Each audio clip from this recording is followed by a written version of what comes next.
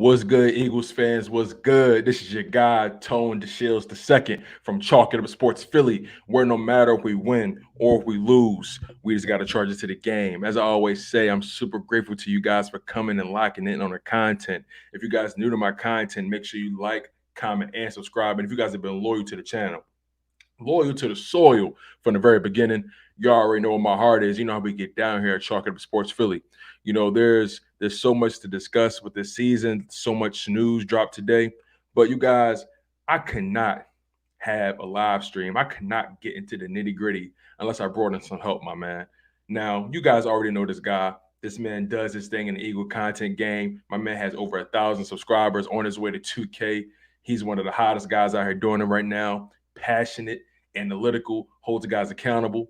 Listen, man, I look up to this guy, whether you realize it or not. At the end of the day, man, we brothers in arms, and this Eagle content game is nothing but our family. I'm bringing in my man, JC EaglesTalk. What's going on, my guy? How are you feeling? Hey, man. Hey, first of all, thank you for look. When you call, I haul, man. Because hey, when I first got started, man, hey, I reached out to you. You did not have to come on my channel, and you came multiple times to try to, help me grow my channel. So, hey, whenever you need me, I'm here, brother. You know what I mean? And just like you said, man, we all brothers in arms with Eagle fans, Eagle content creators. We all gotta look out for each other. And yes, you are correct. There's a lot of stuff we need to get into. So, hey, let's get into it. Yeah, big facts, man. First and foremost, I appreciate you for coming on to the channel, my guy. Like you said before, man, it's really important for us to really hold each other down in this content game, man. These past couple weeks, has been a lot of turbulence in the Eagles community, and I try my best to really stay out of that stuff because at the end of the day, man, it's all about the love of the game for me. Facts. And I'm a firm believer that everybody eats, and can't really allow egos to really get in the way of anything. That's not really the best way to move, especially when it comes to business or just when it comes to relationships, right? Yeah. But like you said, let's get into this content, man.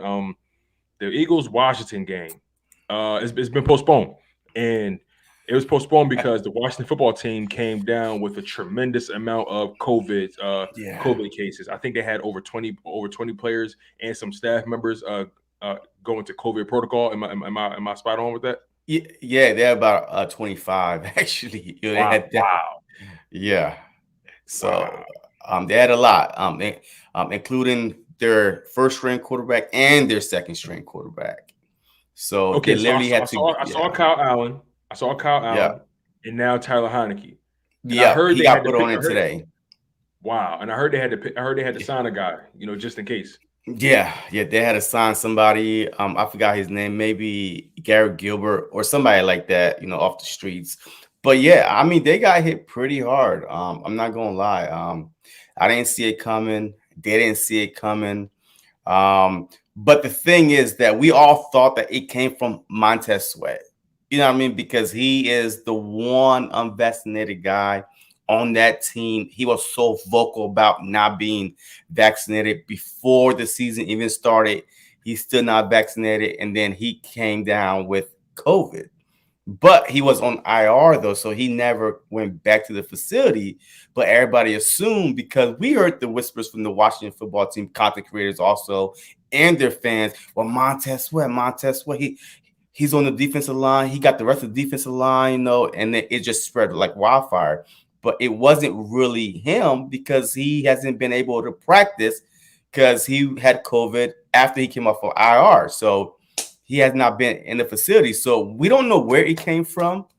But I mean, it's crazy. It's crazy. And it's not only them, but then the Browns and also the Browns and it was a few teams. I know there's three teams. There's a Washington football team, the Browns, and I want to say the Ravens.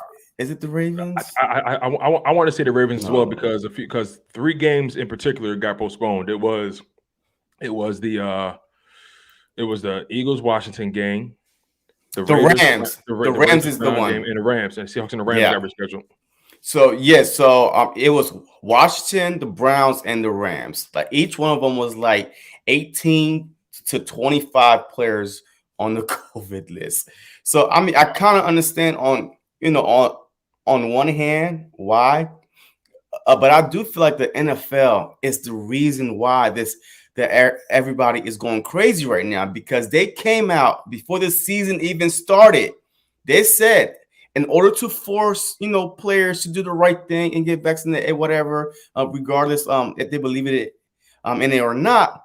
But they said, hey, if you come down with COVID and you are unvaccinated and you're the cause for the widespread throughout your team, then that team forfeit, and that team also has to pay money to the other players on the other team. So they came Wow, out I didn't know before the about that. season started and said that. So I mean, it was kind of like I guess a motivation for everybody on the team to get vaccinated. But now, and that's why people are so mad about it. It's because of what they said to start the season. If they never said anything like that to start the season, then I don't believe that everybody was like, oh my god, yeah, like it was today. Today, Twitter was going on fire. Every fan, even players across the league, was like, y'all lies. And even Big Play Slay and Fletcher Cox and other team members and stuff like that. Hey, they were mad, heated, because they was trying to hold the NFL accountable for their words, which they went back against today. Right. And it's funny because we're expecting, how can you at this point, right? How can you expect the NFL to be as transparent as possible, right? If you go by their track record, the NFL has never really been has never really made any decisions more so in favor of the player, right? Yeah. But even aside from that, right, the NFL set a precedent, and the precedent was if you or any player or any players on your team are the cause, like you said, or if they cause an outbreak on your roster, or if you Mm-hmm. guys are unable to suit up because of this COVID outbreak on your team, you guys have to forfeit. And if the precedent was set before the season even started, and then Yep. to walk back something like that during this final playoff push for teams, and I honestly think this is one of the reasons why, though, because the league is because the disparity between teams is so slim right now in terms of record, because Facts. everything can be decided by one game. There's so many Yeah. teams in the NFC that are 6 and 7. When you think about the top four teams, they're all within a game and a half of each other for that number one seed. You think about the AFC, all those teams are about a game and a half within each other. Then Yeah. you have the bottom tier teams that are fighting for the 6 and 7 spot in the playoffs. But I believe it's about money. Oh I, yeah. Fact. I believe it's about playoff positioning, and we can't have. I think it's important not to have such high expectations out of the NFL, to be honest and to be forthright. But at the same time, I want to kind of approach it from this perspective as well. Mm-hmm. Let's give credit where credit is due to the organizations that actually did a good job, keeping their players in line when it came to the coronavirus and being Yep. vaccinated. And I'm not one of those guys that hey, you should get vaccinated, you shouldn't get vaccinated. I don't die on that hill. At the end of the day, do what you want to do. I'm not a virtue signaler. I'm not the type of person to try to impose my views on you. Yeah. To be transparent, I am vaccinated. But we have to give credit where credit is due when it comes to the Philadelphia Eagles and teams that did a good job keeping their players healthy and following protocol. I believe the Eagles only had one player miss a game due to COVID, and that was Dallas Goedert, right? Yeah. You got her, and now Quez Watkins is on there too. And Quez Watkins. But think about that. Only two players, and we're Yeah. about 13, we're about 13, 14 weeks into the season. Yeah. And you think about all these other teams who've had all these outbreaks on their roster, players being added to the protocol.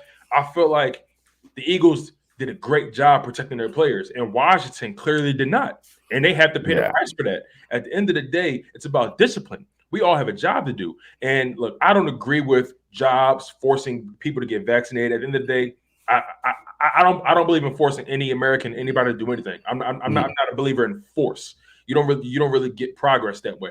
But at the end of the day, if you're not going to get vaccinated, take every precaution not to Yep. put yourself or your team in jeopardy. At the end of the day, because let's be honest, even if you're vaccinated, you can still Oh yeah. you can still get the virus. Just like you said about the Montez Sweat thing when they tried to blame him at first. Yeah. He was the only one that wasn't vaccinated, but at the same time, he wasn't in the facility. So someone who Yeah. was vaccinated actually, contracted the virus and began to spread it. And on top of that, there is this new variant, the Omicron, or Yeah. It's or or Twitter's calling it the Morion variant. but it's really unfortunate because I was really looking forward to football this Sunday, especially for our Eagles. Granted, there are a lot of teams playing still, but oh yeah. I feel like it's really important for this team, especially our Eagles, to really not dwell on it. At the end of the day, we can't cry about it. It is what it is. What's done is done. And the players can't allow it to get in their heads. Like me personally, I understand the NBA and the NHL postponing games. I understand them because their rosters are significantly smaller. So if they're missing 3, 4, 5 guys, you're going to see that. Yeah. And there's more time to make it up too. And compared to right now. Because they're not in playoff mode. They're not even in mid-season mode. Nope. They just got past, I think, the first quarter of their season. Yeah. So they're nowhere near playoff mode. So I can understand those organizations or leagues postponing games, pushing them back because they have flexibility. Right now, the NFL, there's only 17 games that come on a weekly basis, and the rosters are so large. I feel like there's more. I feel like you have a chance of being able to reload your roster a little bit easier rather than the NBA and the NHL. But like I said, these players, this is going to be a real test for not just the league, but this is going to be a real test for the Philadelphia Eagles because we're going to find out a lot about this team as far as their mental fortitude. We're going to find out a lot about them when it comes to maintaining focus on the goal because this team is very young, and I understand everyone's voicing their concerns and their gripes about everything, but if it's okay to react once, leave it at that, and move on. The veterans, especially guys like Darius Slay, Fletcher Cox, it's okay to react, but you got to move on. At the end of the day, what's done is done. Yeah, look, I actually think this is a good thing for the team because now mentally, they came out pissed off on Twitter. So now, hey, I'm hoping that they take that anger and bring it onto the football field on Tuesday night. You know what I mean? Like, and to look at it, I mean, just to be honest, Tuesday, yes, we play a game Tuesday, but we don't play again to Sunday. So it's just like if you play Sunday, but then you don't play again to Thursday. So that's just, the short turnaround it is.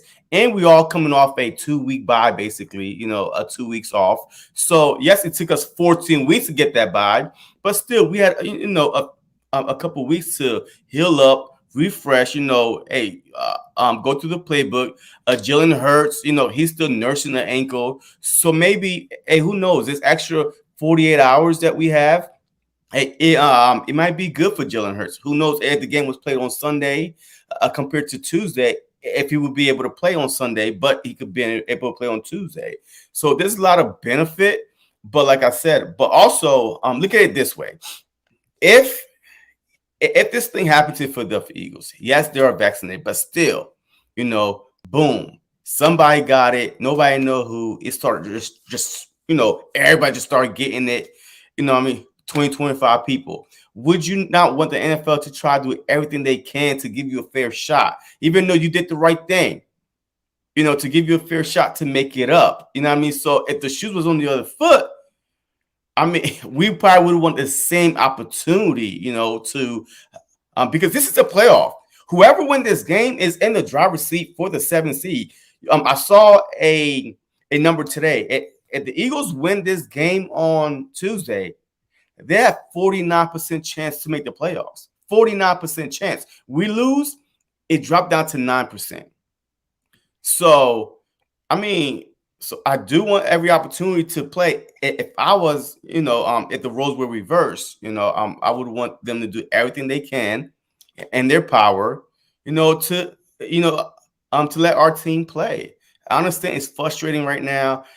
And we all emotional, like invested. The fans that bought tickets that probably flew from out of state and had hotels and all that stuff. Wow, I didn't even think about that. So now if the team say, hey, and we understand if you flew from out of town and you cannot attend on Tuesday, we will refund you your money. but you had to prove that you didn't attend. So you know what I mean. So there's a way to prove because every ticket is scanned. Right. So I mean, yes, it's going to take time to get your refund back, but it's coming. And then you could just sit back and enjoy the game from home. But yeah, it's an investment. So that's Yeah, you brought up a good point too about the fact that if the shoe was on the other foot, I definitely would want every opportunity for my team to make it into the playoffs. And like I said before, I think that's why they decided to postpone these games because Yeah. they knew this is an important stretch of football for a lot of teams. Yeah. It'd be different if a lot of if there was a larger disparity between the records in the NFL right now. But this has been probably the most competitive season of football that we've seen in quite a long time. Would you not agree? Yeah, lumps like you don't know who's the clear favorite. Like this is the first time in the AFC, NFC that you do not know who's the clear favorite. You might know the division winners, but nothing else is set in stone. From 6 to 7 is not set in stone. So every game matters. Like I said, we win this, we 49% chance. We lose this, we're a 9% chance. It's still a chance, but it's 9% chance, and a lot of stuff have to go our way in order for us to get back into that 7th spot. But hey, we win this, hey, we are in the driver's seat. Right. And you also brought up another good point, too, the fact that it gives us an extra 48 hours of rest, especially when you think about the fact that Jalen Hurts is nursing a little bit of an ankle injury. You think about the rest of the team as well. Jordan Howard, a guy that I feel is extremely important to our success in the running game. And, that just leads me to discuss the injury report because right now, this is what we're looking like. Everybody's ready. Everyone was a full participant. Derek Barnett was a full participant. Fletcher Cox, Jordan Howard, Jalen Hurts, full participant. Lane Johnson, he got a little rest. But, I don't mind my offensive linemen resting. They deserve it. They've been carrying us all season. But everyone's been a full participant. Steven Nelson, who had a shoulder injury in that Jets game. Miles Sanders, who's been having a nagging ankle injury. The rookie Patrick Johnson. So even Fletcher Cox can use the rest. So I think this team, even though the bye took a long time to get here, I feel like this team, especially this team right now, can definitely benefit from the extra 48 hours of rest, especially given the circumstances surrounding Jalen Hurts, because right now Jalen Hurts is in a very, very pivotal moment in his career. Yeah. And a lot is riding on this for him. And, people have been comparing Jalen Hurts to Gardner Minshew because Gardner Minshew had that very, very dominant game against the New York Jets. Yeah. But, I have so many things to talk to you about when it comes to that, right? Because in my opinion, as much as it's fun to root for Gardner Minshew, I personally believe that people are overreacting to his performance. What's your thoughts on Gardner Minshew's performance against the Jets and just his role in contrast to Jalen Hurts' role? Look, I feel like that Gardner Minshew went out there and did what he was supposed to do. All right, he beat one of the worst, if not the worst, defense in the league, and the Jets. Like their offense was struggling before they played the Philadelphia Eagles, by the way. I mean, this team was bad on offense and on defense. We made them look good on offense, by the way. We made them look good on at least the first half. We made them look like we make Zach Wilson look like, wow, he deserved to be the, that dude, the second round pick, go to the Jets and bring him up. Yeah. But realistically, the Jets, the players even came out. One player came out and said, hey, we did not prepare for Gardner Minshew. Like he came out and said it right after the game, and then he tried to walk it back. You know what I mean? And then he tried to walk it back, but it was already too late. Would you have admitted that? I would not admit it. But the thing is this: are you angry? You just lost. You just got your butt kicked again, and they're trying to ask you, man. See, that's why I think that you should at least give the players a day. Do not ask them questions right after a loss. And you've seen that with Cam Newton, and you've seen that with a lot of, top players, and they salty because they want to win. Like, I mean, that's not the best time to ask a player a question right after a loss. So he he kind of slipped up. I don't think he really meant it to come out that way, but he slipped up and said, "Hey, we did not prepare for Gardner Minshew." So that's why you didn't see a lot of blitz for Gardner Minshew, because he's not a mobile quarterback. He's not going to come like he's not a Jalen Hurts that's just going to go back there and try to outdo with his foot. Like the one time I saw him run, I was counting down. I'm like 10, 9, 8. I'm like, only 9 yards. Yo, it took him. I'm like, I'm so used to Jalen Hurts taking off a 15, 20, and this dude couldn't pick up a first down with his feet. He couldn't pick up a first down. Like, right. He's not the fastest. He's not the fastest. He's shifty. He knows how to. I will give Gardner Minshew this credit though. He knows how to move in the pocket and get to his spots. He knows how to protect himself. He's not the fastest. He's not. He doesn't have the highest acceleration, but he knows how to maneuver in that pocket and get to his spots. And he knows his throwing motion. He knows where he needs to be to get the ball where he wants it to go. And I think that's the credit I will give him. Like you said, he came in and did exactly what he was supposed to do. As any backup for any team, right? You want your backup to be able to come in and carry the team while your starter is out. Think about the Arizona Cardinals. Colt McCoy came in and won. I think he went 3-1 while Kyler Murray was down, and Teddy Bridgewater last year with the Saints. Yep. So if you're a veteran, a backup, which is Gardner Minshew, I mean, he's been in a full 3 seasons, like literally full 3 seasons, because Nick Foles got hurt. You're right. Exactly. Hey, Nick Foles got hurt. He signed a big deal with the Jacksonville. Nick Foles got hurt the first game of the season. Collarbone. Yeah. And then Minshew came in, and he at least played 8-9 weeks. And then they're trying to bring Foles back. Boom, he got benched. Minshew came in again. So he had plenty of opportunities, year 1, 2, and 3 to be able to read coverages, to be able to move within the pocket, to be able to read defenses. You know what I mean? So it's unfair to try to compare. But I don't know if they're comparing or that the Eagle fans have they get turned on by backup quarterbacks, man. Like I don't even know, because let's just say Minshew become a full-time starter. Hey, we get another quarterback. Man, they're about to be young for the backup quarterback. So it's just like it's never pleasing. Like every time we have a starting quarterback, and once they're not doing what the fans want them to do, we want the backup in. So I don't even think it was a performance, but I do have a feeling, though. I do have a feeling that he might get a second chance. He might get a second try this upcoming game. But we about to see. So if he goes out there, and do the exact same thing, it's really going to be hard. Now the chants are really going to be coming. The mustache are really going to be coming out if he goes out there, if Jalen Hurts cannot go, because he did practice for the first time, full practice. And sometimes it takes about 24 hours, 48 hours to see if your body could handle it, if your ankle is sore again.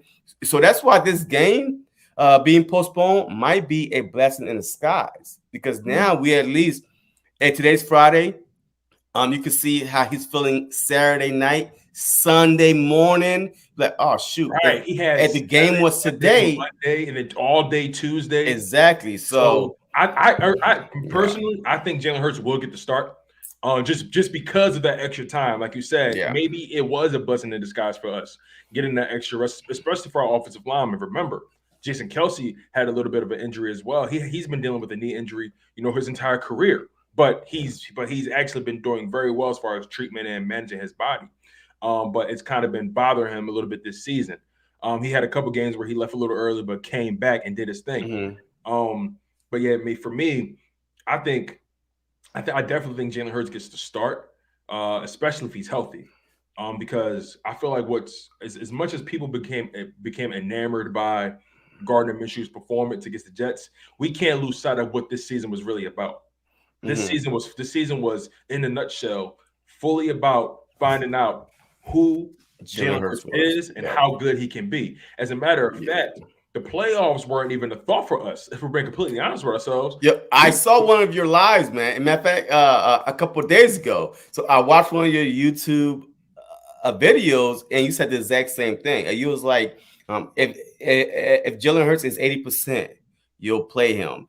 Because we got to see who we have in Jalen Hurts. The thought wasn't the playoff. The thought is to see if he was capable of being that dude moving forward. But I'm going to ask you this now. But since the playoff is in sight, would you still play him at 80% and risking, if he could take one more week to be 100%, so, because of the playoff is still in sight, who's better to take us into the playoffs or into the final 3 games if we win this game against Washington? And now we got Giants, Washington, Dallas. Boom, we get in the playoffs. Who's more equipped?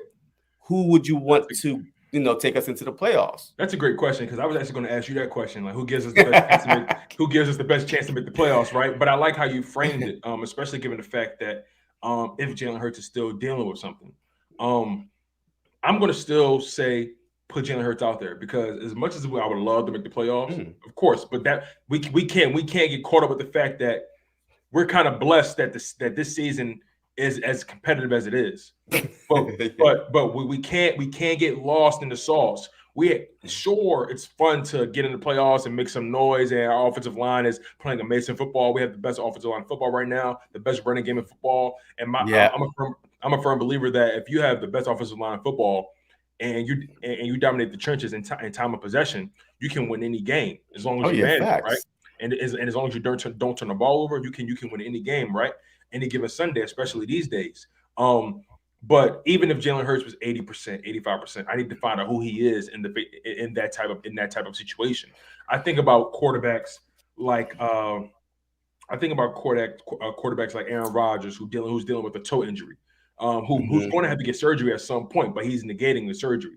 It's his pinky toe, though. His pinky toe. His little pinky toe. Hey, but listen, listen. If you look it up, that pinky toe, not just his, but the human pinky toe in general is responsible for stability. That pinky toe is very important. You try walking around without your pinky toe. You know what I'm saying? So, even if Jalen is 80%, I'm throwing him out there because I need to find out who he is in moments like this. Everyone's dealing with something. That's my reasoning. Every player, every quarterback, everyone's dealing with something, and some guys, I think the reason people are a little bit more apprehensive about Jalen Hurts, especially with the injuries, because of the fact that his game is predicated off his athleticism.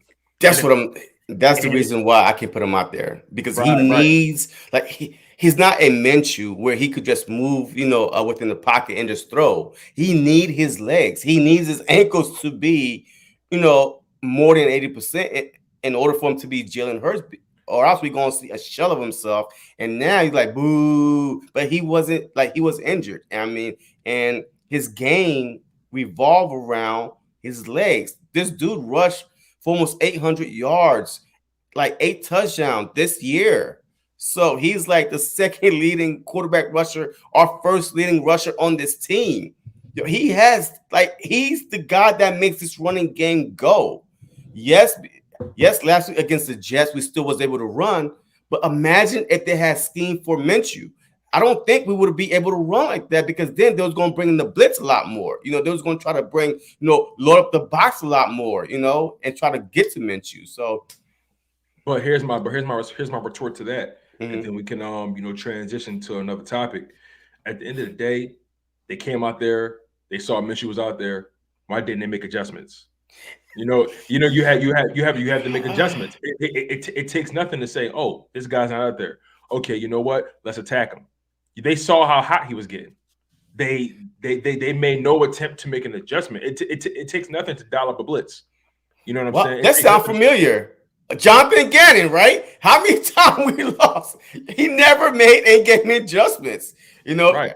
And that separates the great coordinators from the not so great coordinators. And so I don't really want to give, at the end of the day, I don't want to throw anybody bail in terms of that. At the end of the day, you're responsible for making adjustments based on anything that happens on that field. And then they even had halftime. They had halftime to say, you know what? Okay, look, Minshew's out there killing us. Let's get him off his spots. Let's blitz him. They had every opportunity to, but they chose not to because they felt that they felt that Minshew was going to make a mistake at some point, and he didn't. Yeah. And that was what they didn't account for. They didn't account for Minshew being that sharp. So me, to answer your question directly, like I said, I'm sending Jalen Hurts out there because I need to find out who he is. It's easy to judge a man when everything is sweet, but it's even more. You get more qualitative evidence when you judge a man in the moment of chaos. I tell anybody all the time, don't judge me in the moment of peace. Judge me in chaos, because you find out how even kill you can be. You find out how rational and logical you can be. It's easy to get out the house when the house not burning, but when the house is on fire, can you stay calm and get your family to safety? Can you bring it home? So I want to find out, regardless of how things go down, I need to find out just how durable, how if Jalen Hurts is able to play through injury. Lamar Jackson, he's been dealing with injury all season, and his game is predicated off his athleticism. Now he's out right now. I don't know if he's going to play this week, but the bottom line is Hurts needs to be put out there no matter what, because you need to find out who he is. I'm not saying throw the ball 40 times. I'm saying get your running game involved, get creative. This is also how you find out how good your coaching staff is as well. How can you scheme around your quarterback who's a little bit more athletic, but he can't really he can't really use his legs as much as he wants to? Jalen Hurts' athleticism, that doesn't just have to be used to get him out of the pocket. It can be used to allow him to maneuver in the pocket. That athleticism, that footwork that he has, he can use that to maneuver, bounce around in the pocket. I'm not saying take him 30 yards, but avoid the trouble. Make timely decisions and don't be afraid to take the check down. And that's what separates Minshew from him. Minshew knew when to take the check down. Minshew made his decisions very early. And that's where Jalen Hurts needs to develop in his decision making. Facts. And his decision making, the better his decision making improves, the better our chances are in getting to this playoffs. And that just brings me to my next point about this playoff picture, because we talked about it before. This playoff picture is very, very, very tight. And there's so much to consider when you think about it. Let's just look at this, man, because last night that Chiefs-Chargers game was electric, no pun intended. I watched it from beginning to end, and the AFC just got tighter. But look at the NFC. This is where things get interesting for us. The Packers are the number 1 seed at 10-3 because the Cardinals lost to the Rams. Buccaneers are at 2 at 10-3. Look how deadlocked this is: 10-3, 10-3. I know. 9-4 with the 9-4 Cowboys, 9-4 Rams, and then this is our wheelhouse right here. This is it. This is it for us. This 6-7 seed spot, because the 49ers can slip up. They can. It's possible. They're not perfect either.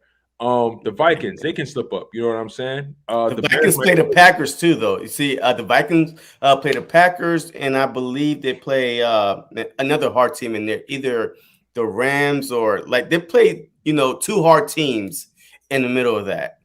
Right. Absolutely. So, what are your thoughts overall on this season, the playoff picture?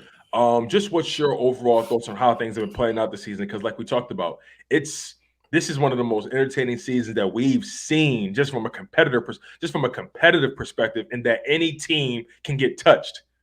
Yeah, look, this is exciting, man. This is the first year where you don't know who's the clear favorite. Yes, it's easy to say, yep, hey, this team only lost 3 games, the Bucks and the Packers and stuff like that. But I've seen both of them get beat. The Bucks got beat by the Saints. We blew the Saints out. I mean, it's all over the place, Absolutely. Yeah. The Cardinals, and there was the hottest team. The Rams went in there and missing the top 2 targets, and Higbee, and the running back was gone. They went in there and beat the Cardinals. So I mean, this whole thing, the Packers to me is the team to be in the NFC. Is the team to be, their defense is starting to get into shape right now. Aaron Rodgers, to start the season, the last dance, him and Avonte Maddox. Hey, once you put out that tweet like that, hey, you better finish the season with the Lombardi like this in your hand. And do not put the last dance, because Michael Jordan And when they put up that last stint, yes, they went through their trials and tribulations, but guess what? At the end of the day, they was holding that trophy. Right. So I'm telling you right now, Aaron Rodgers, I feel like he's on a mission to literally stick it to the Green Bay Packers and walk out the door. Just show them, show them his backside and not look back. So I mean, we'll see. But for the rest of the NFC, I feel very, very good that Dallas is going to be one and done. I feel really good about that because their first round matchup most likely is going to be against the Rams. And so if both teams play at their best, the Rams, with OBJ, with Cooper Kupp, with Higbee, with Stafford, with that defense, are down. If both teams play the best, who you got? Man, the highest potential on both teams. And you seen Dak Prescott highest potential. You see Matthew Stafford. And we know that the running game, the Dallas running game, is not coming back. I mean, we had 14 games either. Pollard may be out. I think Tony Pollard might be Pollard might be out, because of the torn, Finch's and whatever the thing is. But yeah, right. I mean, so he might be out, for a while. So now, now you got to depend on Dak to throw the ball, and I think I got the Rams. So one and done. So now we looking at the Vikings, that might be able to get ahead of us. But besides that, I'm telling you right now, this is our 7th spot to win. Our 7th spot. We take care of business. Worst case scenario, we slip up and lose one game, and we're 9-8. Hey, let fate do its thing. But that still be a good season for us. 9-8 would still be a good season, I agree, especially when you think about the fact that this team was not supposed to be this good. We were not supposed to get it together, right? We weren't supposed to actually have our wits about us. And so far this team, especially the coaching staff, I want to give the coaching staff some credit too, because after, granted, it took them a while, but I respect someone who's willing to make adjustments, make changes, and they stick to it. And also a coach that's willing to listen to his players, because I feel like the offensive line had a lot of say-so in how we're playing football right now. The offensive line was taking a beating earlier in the season, and now they're the ones delivering the punishment. And if you just look at this right now, this is how, if the playoffs started today, this is how the matchups will look. Yep. So let's just say if we get that 7th seed and the top 4 seeds maintain where they are, we would face off against the Buccaneers. Yeah. Once again. Yeah. I love a revenge game. Right. And, if we end up the 6th seed, we'll play the Cardinals, and, anything is possible at the end of the day. We're fighting for that 6th or 7th seed, regardless of how things go down. We're not going to even smell the 5th seed. No. But if we get in, we're either going to end up facing one of these. And again, who knows what the Cowboys do? That's why it's so tight. Even the matchups aren't set in stone yet.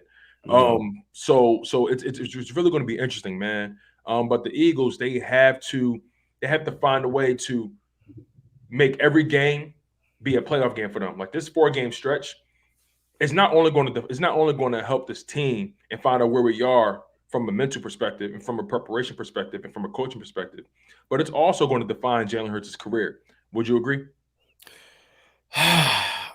It's hard for me to say his career, just for the fact now, since all these teams that we expected to be trash, like the Dolphins pick, maybe like in the 20s, because right now they are in the playoff hunt. They're in 6 and 7, just like us. So they might be like 17, 18, whatever. Right. The Colts pick would definitely be in the mid-20s, and our pick might be, we might have the highest pick, which will still be probably 13 or 14 range. So what do you like? What team would want that, for a Russell Wilson or Aaron Rodgers, or if you try to bunch them up and move up, because they are so low. Like, man, you're going to have to do a lot of a maneuver. I really feel like this. If Lurie say he wants Hurts to stay, Hurts is staying. It's been reported the past couple of weeks that Lurie and Howie is on different sides. Guess what? Lurie is the owner. Howie is the GM. The last time I checked, whatever the owner wants, the GM got to do, because I truly believe that Lurie is tired of making bad decisions and throwing money out there with the Carson Wentz. He paid him 4 years, 130 something million, and had to eat a 35 dead cap, $1 million dead cap hit.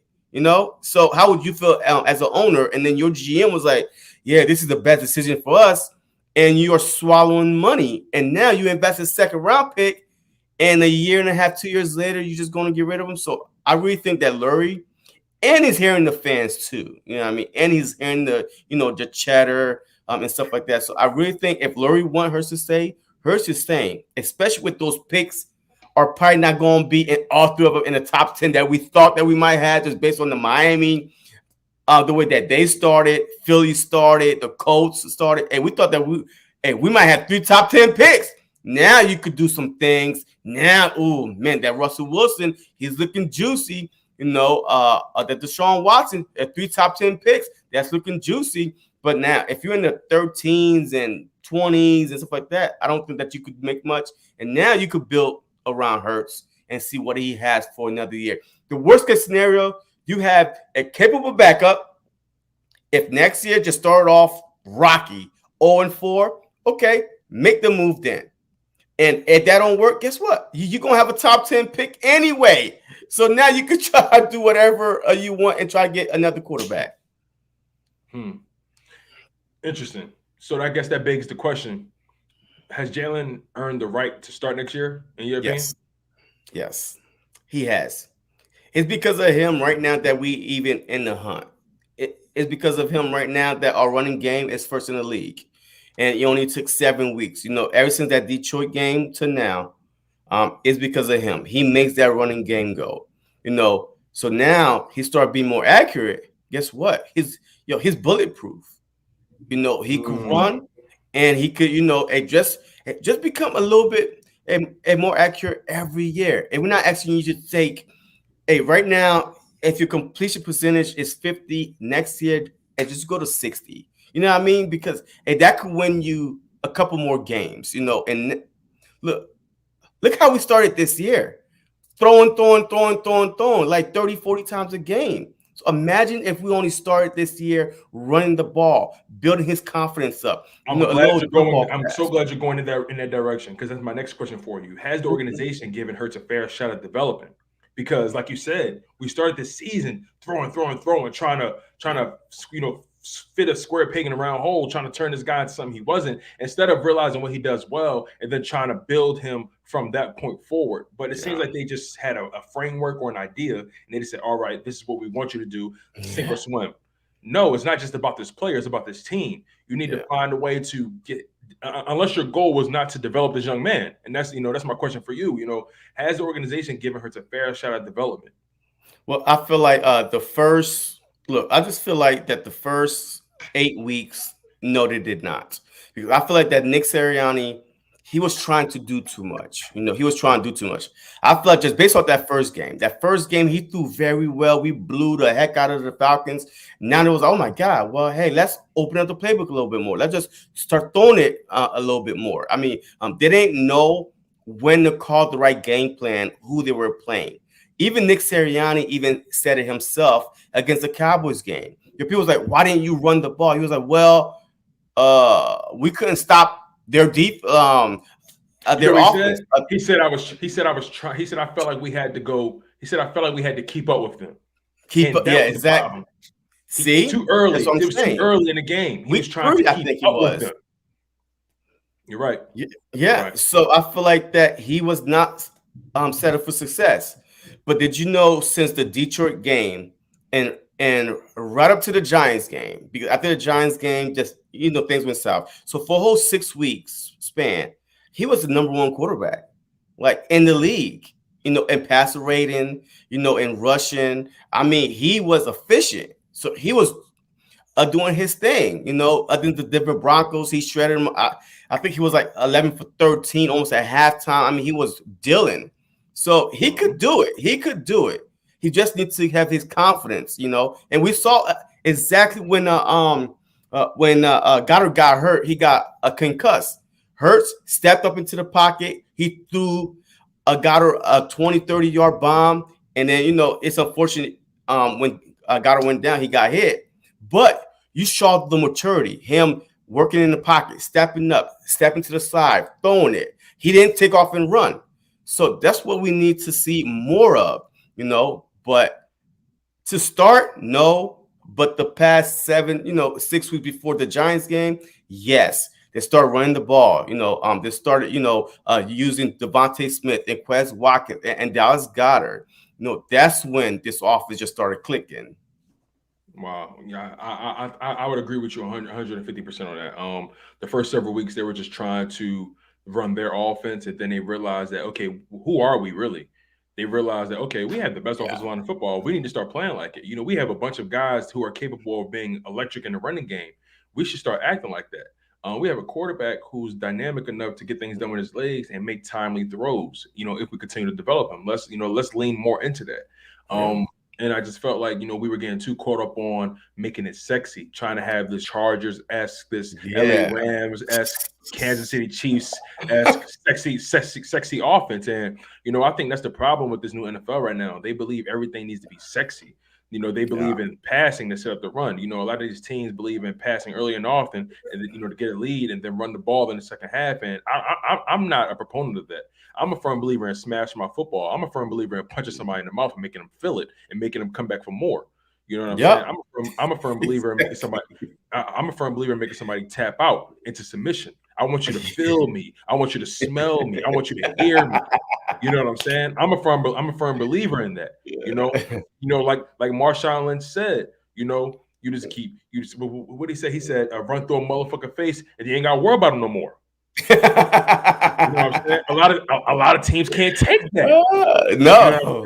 You think about the Rams, they can't stop the run. If you think about the Chiefs last night, again in that Thursday night game, they couldn't stop the run. Granted, they won based because they have a dynamic quarterback and also dynamic weapons, but overall, they couldn't stop the run at all. At all. So, and they had help. And they had help by a stupid coach that kept on going for fourth down. What the honestly, if they even kick 2 of those field goals, they win the game. That's it. But they were just.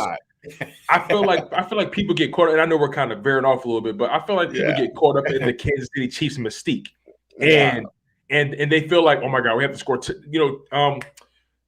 Sirianni said it as well. He said that's the kind of team you got to score touchdowns against. And my thing is, sure, maybe the 2019-2020 Chiefs, but now they're a little bit more human. They're a little bit more they're down to earth. You can beat that team with field goals now. I'm not saying they're not good, but they don't have a running game. They can't stop the run. Their defense is hit or miss some days. You saw how they were missing Chris Jones and they couldn't stop a nosebleed.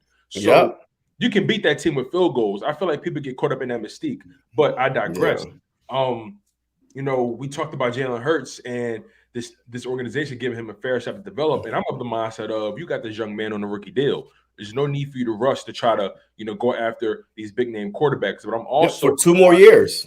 Right, exactly. 2 more years, and you're only going to own about maybe $3 or $4 million combined in those 2 years. But I'm also of the mindset of, this team has to get better. And if you have an opportunity to get this team better, why not take it? And if this team makes the playoffs as presently constructed, all things considered, maybe it begs the question: Are you a quarterback away? And then I also have a question for you that leads into this. If Deshaun Watson or Russell Wilson are interested in coming here, should the Eagles pursue? Again, this has been a very interesting year, and this defense has a lot of things to get. Because me personally, I'm of the mindset of ride it out with Jalen, reload this roster with your assets, and then at that point you have the quarterback market to be better in terms of the draft in 2023, and also you never know, you might be able to get Russell Wilson again. He's still under contract. There's so much nuance in this, but. What's your thoughts on this? If Deshaun Watson or Russell Wilson is interested in coming to Philadelphia in the offseason, should the Philadelphia Eagles consider pursuing? Before the season has started, I was like, oh, yeah, we are 1 quarterback away. Man, we got Devontae Smith, Zach Ertz, Dallas Goedert, Quez Watkins, Miles Sanders, Gainwell, Howard, our defense is stacked. Oh my God. Did you hear about Barnett in training camp? Man, he's the next Reggie White. Freaking Josh Sweat. Oh my God.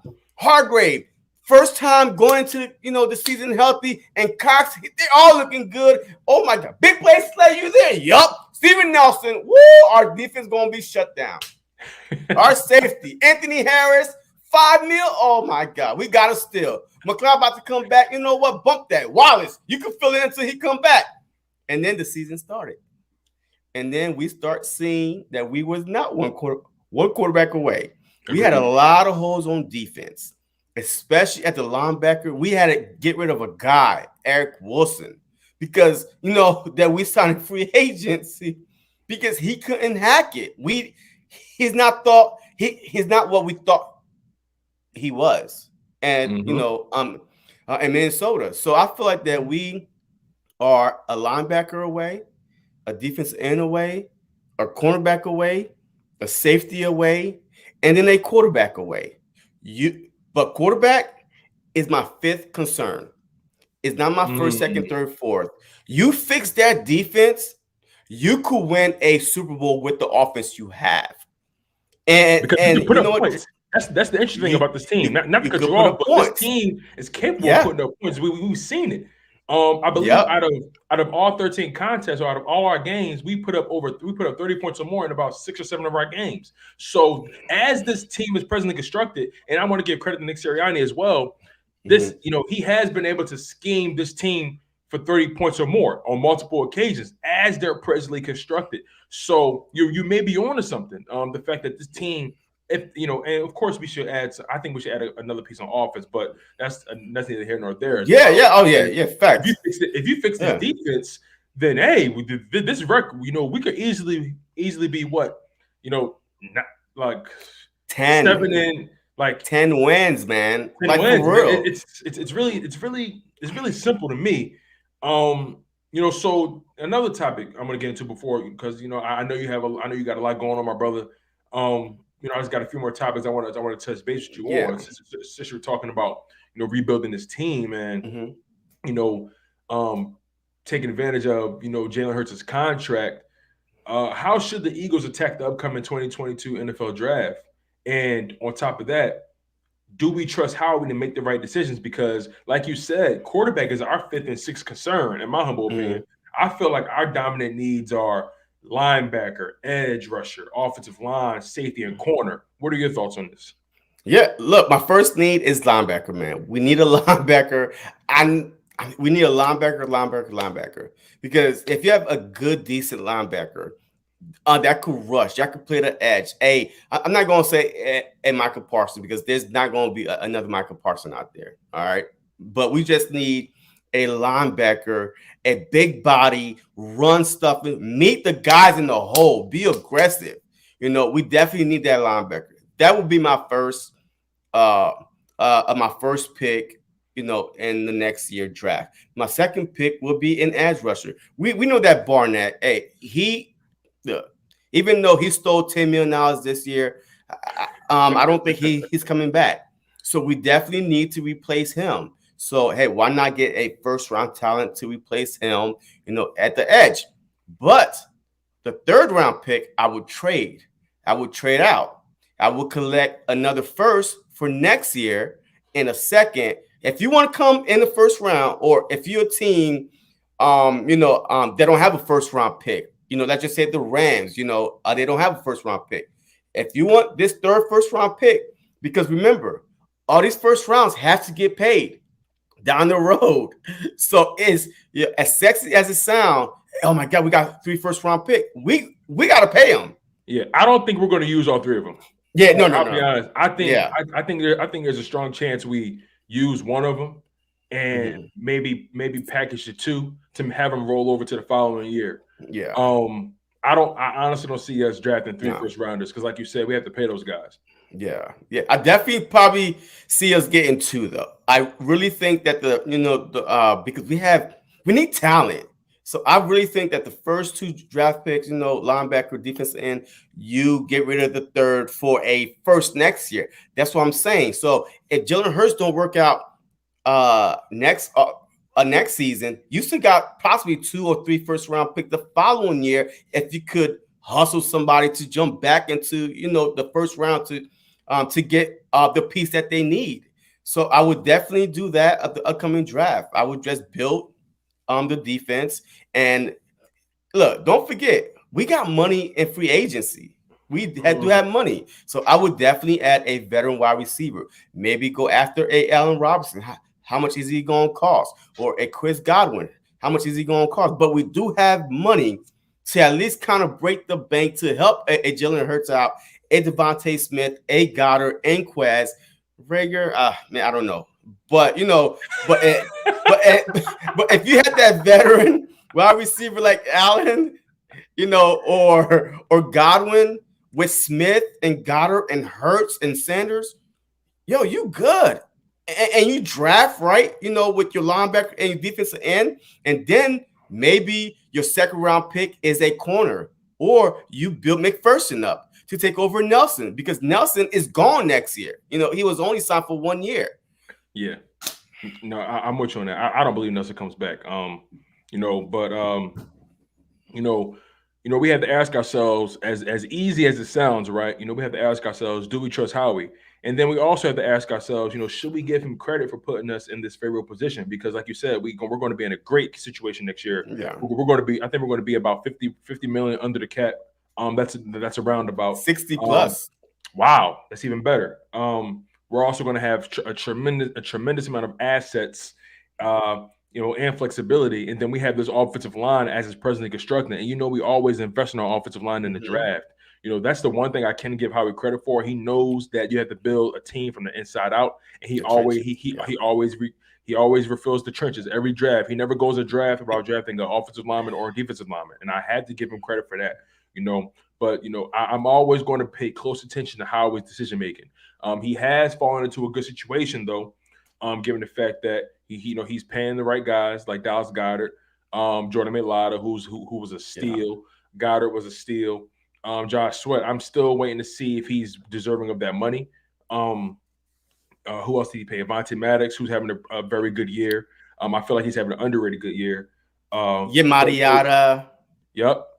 And you brought up a good point about free agency as well, about reloading this roster, because there's going to be so many guys available in this upcoming free agency wire. And just to look at some guys right now, you mentioned Allen Robinson. Also guys like Von Miller, guard Brandon Scherf, Chandler Jones, the linebacker, Chris Godwin, wide receiver. Stay away from Nate Soldier. Oh yeah, exactly right. Dante Fowler Jr. at defensive end, who's only 27 years old. Avonte Adams, 28 years old. Tyrann Mathieu at safety, only 29 years old. Brandon Graham, I don't know if they bring him back. If they do, maybe on a 1-year deal. There's a Calais Campbell. I know he's older, but he's pretty stout. But this is going to be an interesting free agency, and I would expect these Eagles to go after a guy like Allen Robinson or Chris Godwin or Davante Adams. I would prefer Davante Adams because he's that big body wide receiver that can run any and every route. But he will be looking for a payday. So that begs the question: are you willing to pay a guy like that? Right? Yes. So and I'm with you on that. By the way, I will. Can you imagine that pairing, Devontae Smith? Then you have Devontae Adams. You got Quez Watkins in the slot taking the top off, and then you got Dallas Goedert right there. And if Tyreek Jackson develops, you have him. I even like Jack Stoll. I think he's coming along as well. A very underrated pickup, from the undrafted pool. And then you got and then the way this team is constructed, we're a running back by committee team. So this offensive line can put anybody in position to run well. That's how good we are. And what quarterback wouldn't want to play for this team with this offensive line, right?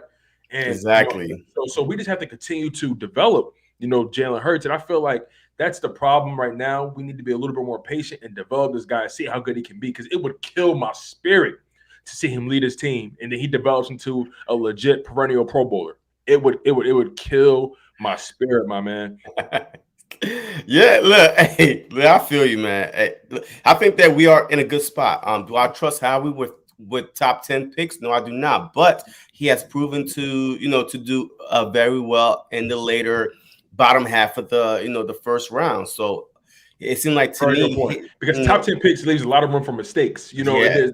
Whereas though, once you start getting, and that's Yeah. why I feel like our draft picks are going to have more value than what people think. Because Mhm. those top 10 picks, at the end of the day, you're rolling the dice on guys. But once you get out of that top 10, then it's all about value and need and fit. Facts. And the first round is full of people get so caught up on top 10, top 5 picks. It's really that for if there's so much talent in the first round potentially, you really can't miss as long as you pick the right guy for your team. You know, Mhm. um, it's really all about just making the right decision and not reaching and just making the obvious choice. If you see a guy on the board and it's your pick and he's clearly a talented guy and he did his thing in college, draft him. My thing is, if we can live with a decision if it's the right decision. We're not going to know if it was the right decision until maybe a year or two down the line. But Yeah. if you Yeah. but if you pick the right position on the right side of the ball, we can live with whatever decision you make, and that's why I think Howie Roseman screws up all the time. He feels the need to be the smartest guy in the room, when in reality, all you He's need to do not. is just pick the guy for the right position on the right side of the ball, and it's really that straightforward to me. Yeah. Yeah, man. So my next question for you, before we get out of here, man, since we mentioned the Pro Bowl, who do you think deserves to make the Pro Bowl on his team? Let's end on a fun note. For me, for the Philadelphia Eagles, my Pro Bowlers would be Jason Kelsey, Jordan Mailata, Darius Slay, and Lane Johnson. Outside of those guys, I can't really think of anybody who's really definitively shown that they have been on fire all season. Well, hey, I'm going to add one more to your list. Okay, How about Avonte Maddox? Yo, he's interesting. been one of the top slot corners in the league. Even to start the season when we didn't know anything about Avonte Maddox in the slot. Remember, we had faced Kyle Pitts. We faced Well, actually, remember a when Kittles. he first got here, we used him in the slot, but then we tried to throw him on the outside the last year or two, Yeah, and that's not really his style. His yeah, he had an amazing sophomore season, and that's why we were like, oh snap, he has potential. Then he went down. yeah. Then He down a couple declined years. because Yeah. he's back where he needs to be. Yeah, exactly. So I mean, look, he had Kyle Pitts, Kelsey, Kittles. I mean, his first 3 weeks, a drawing and stuff like that. And none of those tight ends really, besides the Dallas, in that game was a runaway. But besides those, he was holding his own. I mean, he's been one of the top slot corners in the league. At least top 5. I can't think of 5 slot corners in the league that's better than him. So I really think that he has an outside chance. I definitely think that Jake Elliott should be in the Pro Bowl. I I definitely think forgot about Jake Elliott. Oh my our God, Jake punter, Elliott. our punter, He hasn't missed an extra. Let's listen to this. Jake Elliott hasn't missed an extra point all season, right? And on top of that, let me throw it to you like this too. Jake Elliott, he's 22 for 24 on field goals. yeah, He's made 91, almost 92% of his field goals. Longest field goal of the season is 58 yards. 50, yep, Hasn't missed an extra point. This man has been yeah, on fire all yep. season. The Elliott and our punter, Simple. Scipios, yep, Scipios. Hey, he's one of the top, punters in the league. So I got about like 5 to 7 making the Pro Bowl. I mean, it's just to see who's in the playoffs, because a lot of these Pro Bowls, man, is like, hey, who's in the playoff? And they like to pick a lot from the playoff team. But I really feel like Elliott should definitely be in there. Hey, regardless if we go anywhere or not, our punter should be in there. I definitely think Big Play Slay should be in there. Amadiata should be in there. Those are the 4, and Kelsey. Those are the 5 locks that definitely should be in there for me. Maddox is a toss-up, all that stuff, but those are my 5 lock for sure. I like that. I like that. Now, do you think we have any all pros on our team? I know that's the more complicated conversation. I think we have at least 2, and I'm gonna put them on the offensive line. I believe Mailata is an All-Pro this year, and I believe Kelsey's Mariota. and Kelsey's an All-Pro this year. And Okay. maybe if I'm gonna give us a third, Darius Slay. But other than that, that's it. Other than that, I can't go outside of those guys. I think Mailata is having especially given where he came from and his how he's grown in such a short amount of time. You have to give credit where credit is due. He's earning every bit of that contract, and the way he carries himself on the field. That man is a bully, and he's ready and willing to go toe to toe with any and everybody, and I love it. Oh yeah. Look, I would agree. Those are the three. Maybe squeezing Lane Johnson, but he did miss a couple games, so then they might hold that against him. Right. But besides that, I mean, I don't see maybe Hargrave. He is top 3. I mean, he is top 3 in his position, but that's like an outside chance. But those 3 are for sure. But either Hargrave, Lane Johnson, toss up to me. But Elliott is a good one. Elliott might be. He's been on fire, and I've seen a lot of kickers miss kicks. I've been watching a lot of these games, and left and right, and he's been a steady post this year, and I got to give him credit for that, especially given the fact that he's coming off a bad year last year. He got back in the lab, understood that he needed to earn that paycheck he got, and he's been a steady presence. I think he had a press conference recently, and he was just really calm. He said, "Listen, I don't really worry about what other guys are doing. I just follow my routine, and at the end of the day, things are going to happen the way they're supposed to happen. Preparation is everything, my man." Yeah. So before we get out of here, one last final question, and we're going to end it on this note, man. It's a straightforward question: Do the Eagles make the playoffs? Yes or no? Yes. My God, listen, you guys, this has been an electric live stream. Like my man JC came in with the fire. JC always here's the thing I love about JC, right? And look, I didn't forget about that JJ Arthur Whiteside bet either, by the way. I haven't either. Because I ain't gonna lie. When Jalen Hurts threw him that pass in the Saints game, I was like, I swear, if he gets to that end zone, I was sitting on the couch and somebody just tag him. I was at the game. I was like, go JJ. Bro, I was literally, it was almost, I've never rooted so hard and against someone so much. Like, but look, his jersey like what $10, man, at a clearance rack, man. So it's all right. Yo, I gotta buy you a gourmet meal, a gourmet lunch and stuff like that, which is way more than his jersey. So come on, man. Hey, let the man score, man. Let the man score. Oh my goodness. Hey, listen, it's 4 games left, and if Quez doesn't play, you never know what may happen, my man. You never know. But JC, man, I'm so grateful for you coming on to the channel, showing me love, sticking by me, man. Like, I love what you're doing with your content. Your channel is growing, astronomically, my guy. Your energy is always amazing. I really want you guys to go lock in on my man JC EaglesTalk. His channel is right here. My man is approaching 2,000 subs. He's so close, man. Just give my man that love.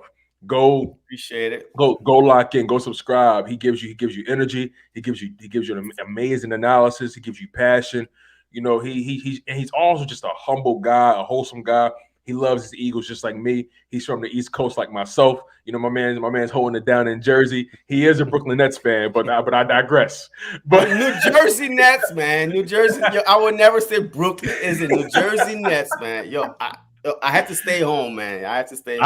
I am mad at that, man. Jason Kidd and Richard Jefferson held y'all down for a long time. Ken Martin. Yeah, Martin, Kittles. Oh my God. Jason Williams. I mean, we go all day, Exactly, my man. But JC, I really appreciate you, my man. You guys, make sure you guys like, comment, and subscribe to my man JC EaglesTalk. Once again, really out here giving you guys dope content. And my man's going to be live a little later in about 15 to 20 minutes. So make sure you guys go lock in on his live stream as well. And JC, any final words before we get out of here, my man? Look, man. Hey, look, I understand all the Eagle fans. I understand your frustration, but I just need y'all to relax. Take a deep breath. If this happened to the Philadelphia Eagles, you would want the NFL to fight for us to get an opportunity, because this is the time of the year where every game matters. It's just unfortunate. It was out of their control. It wasn't Montez Sweat that gave them the whole COVID thing, whatever. He wasn't even in the facility. So, but it is what it is. But just stay patient and let's take it out on them on Tuesday night. I mean, I believe that this was a blessing in disguise. Now we got extra motivation, extra rest time for Hurts and the guys to come back, and we'll see what happened. And my last thing is, hey, Tone, man, look, I appreciate you, man. Hey, like I said, you call, I haul. I'm there, man. You know what I mean? Yo, I would drop whatever I'm doing because you was one of the, first persons that comes to support me, always put me out there, give me some humble advice. And I appreciate you, man. So, hey, whenever you need me, you know where to find me on Twitter. Hey, and don't forget my jersey, too. Hey, listen, you better tell your man JJ to suit up, man, and strap up, because he will. Because it's gonna get real interesting. That wide receiver room will get crowded. This Tuesday, he's scoring. This Tuesday. Listen, if it was a preseason game, I might believe you. But you guys, look, super humbled by all you guys in the live stream. You guys have been keeping this live stream going. You guys have been keeping us alive. This is a hell of a season we're experiencing right now. COVID is a hell of a disease that's been flowing through the airwaves and the mainstream, man. At the end of the day, like my man JC said, if it was us, we would want a fair shot at success. Yeah. So you guys, always humble for the support. Make sure you guys go like it on my man JC EaglesTalk. Go like, comment, and subscribe to his content. As I always say, I'm your humble host, Tone DeShields II. And you guys were locked in on your dose of Chalk It Up Sports Philly, where no matter if we win or if we lose, we just got to charge it to the game. One love, stay humble, stay healthy, and most importantly, stay hungry, and fly Eagles fly. And we out of here, JC.